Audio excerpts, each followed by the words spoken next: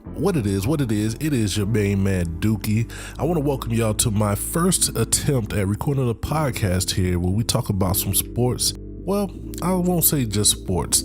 You know, we actually have a podcast coming. My partner G, one half of Crew 54, has just returned back to the area, and we're going to be doing a podcast with the homie Scientific. We'll probably get the homie Mel's on the mic, Kiss 103.1 FM up in here. It's gonna be pretty fun. We're gonna be, them dudes that we are having fun. But today, I want to talk to you guys about the Cavs.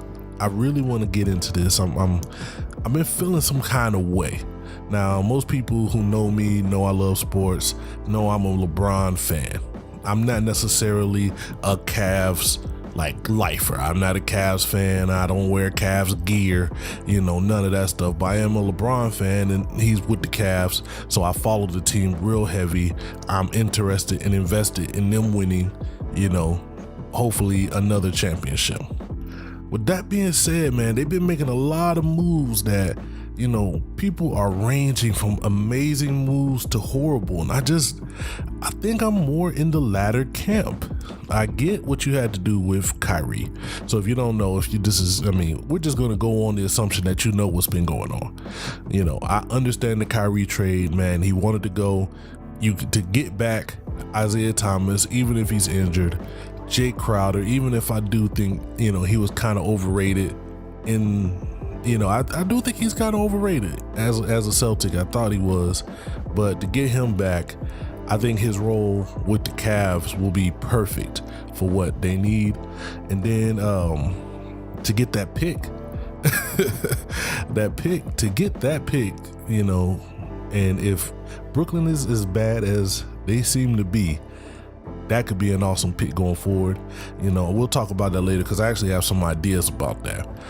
But that was one move, and it was like, okay, and before that they made the move of bringing in Jeff Green, and who was that?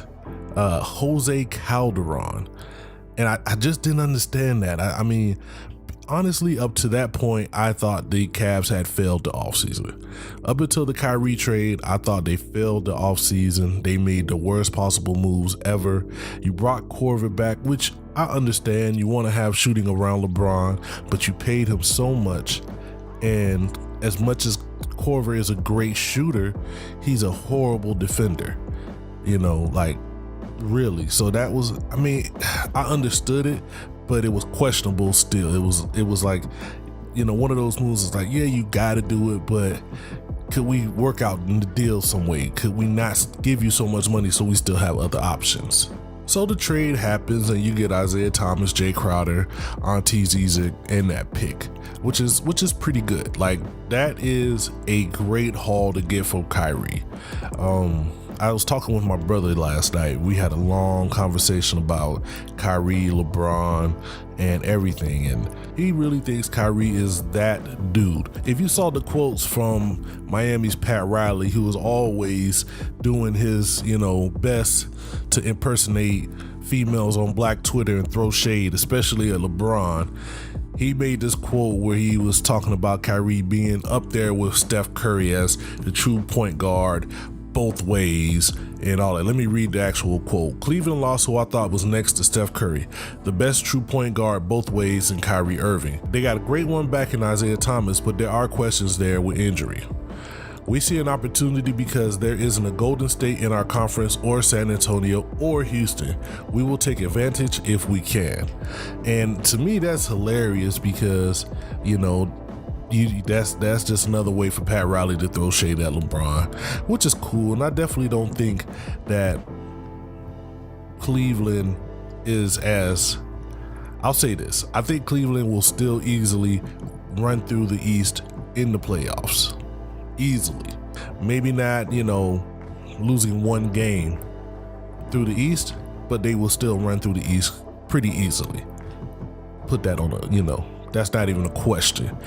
But it does say that they may not be as powerful as those other teams, especially out in the West, especially with the moves that are being made. It is ridiculous. That also brings me back to what has happened. They signed 2 players that I may be on a boat. Well, I'm not on a boat. I'm not on a boat alone with this. I know there are other people who feel this way, but the majority are so happy. And they signed Derrick Rose and D-Wade. Let me tell you this, and this is my own personal bias. I can admit that highly. I thought Derrick Rose, in his MVP season, Derrick Rose was balling out. I thought so. I mean, there was nothing that you could do about that. So I still think the MVP was questionable for him, but I wasn't mad. I realized he was balling out. That Bulls team wasn't that great, and he was leading them to wins and victories that they shouldn't even won. So he definitely, they had a crazy record. So I understood why that happened. At the same time, that was years ago. And this is what happens with Derrick Rose. This happened all last year. I watched this with the Knicks. It happened every game. Derrick Rose, it still has flashes where he can, do a crossover, get to the lane, hang, make some ridiculous layup off of contact, and people go nuts. Oh, Derrick Rose is back. MVP Derrick Rose is back. D Rose is back. No, he's not. D Rose is a horrible basketball player in 2017. Plain and simple. He doesn't pass. He can't shoot. He's not really breaking down. He's not even really converting layups as much as he gets to the hole. Like, he gets to the hole a lot and misses a lot of layups.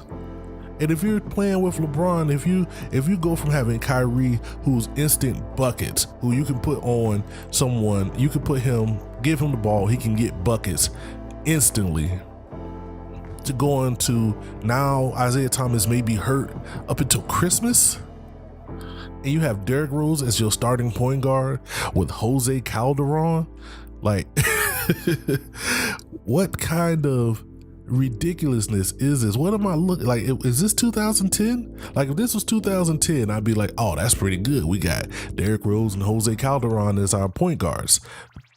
2017? Hell no. What are you talking about? It's ridiculous. Another thing I forgot to mention, he doesn't play defense. So you already had somebody in Kyrie who didn't play defense at point guard. You trade him out for Isaiah Thomas, who really can't play defense at point guard. Then you sign Derrick Rose, who doesn't play any defense at point guard. Like, what?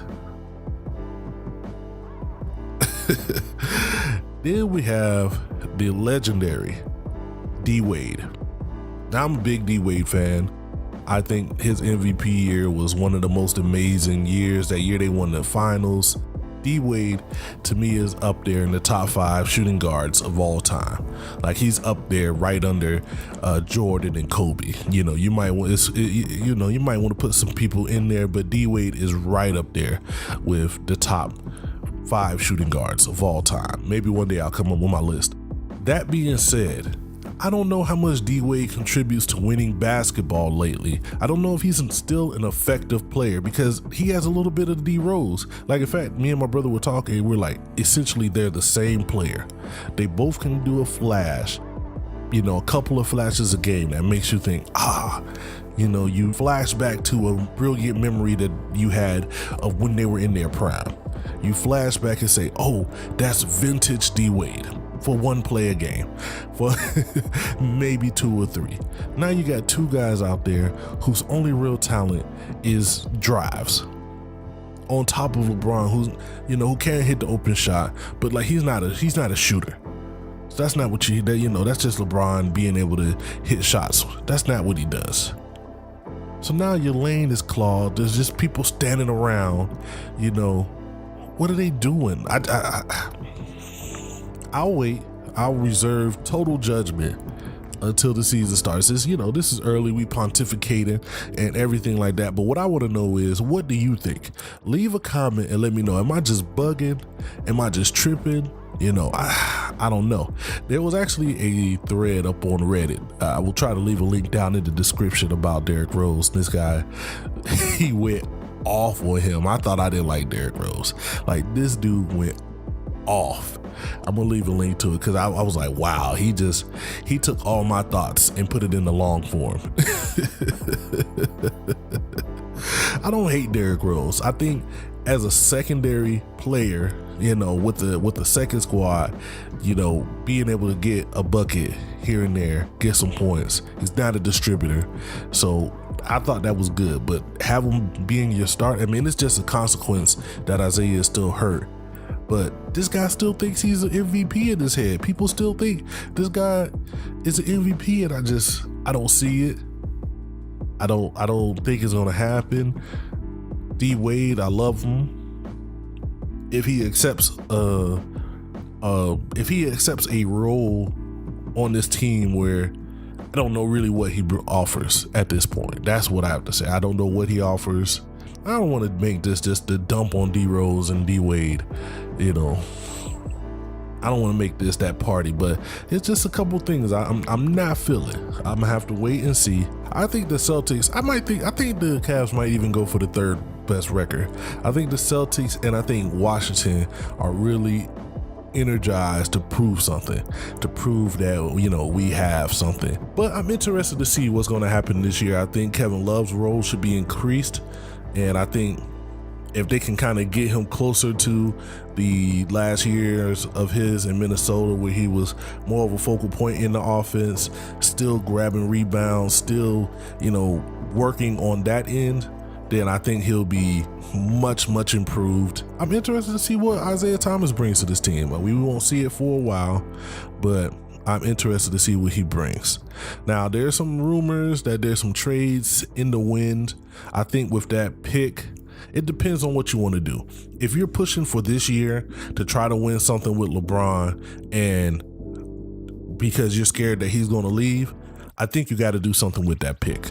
I think you got to make a trade and find out if what you can get. Like, say you can get, I hear the whispers that DeMarcus Cousins is out there, something like that. You have to try that. But if you think LeBron is gone anyway, you hold on to the pick, you draft who you can draft, and you make them the focal point going forward. So that's just another, wrinkle in it. But yeah, I'm gonna get up out of here. I've been kind of rambling on and on and on, but it's just so much going on that I really want to know what you guys think. So like I said, leave a comment down below. Let's get the conversation going. Who are you rooting for? Who do you want to talk about? Maybe I'll do some more podcasts where I talk about your team. We talk about what's going on, who they got over the summer, and what their projected outcome will be. Go ahead and leave me a comment, hit that like, share, make sure you subscribe, come back for the tech videos, come back for the hip hop videos, come back for more. It's always going down. It's your boy Dookie, B.A.N.G, DVZN Media, holla.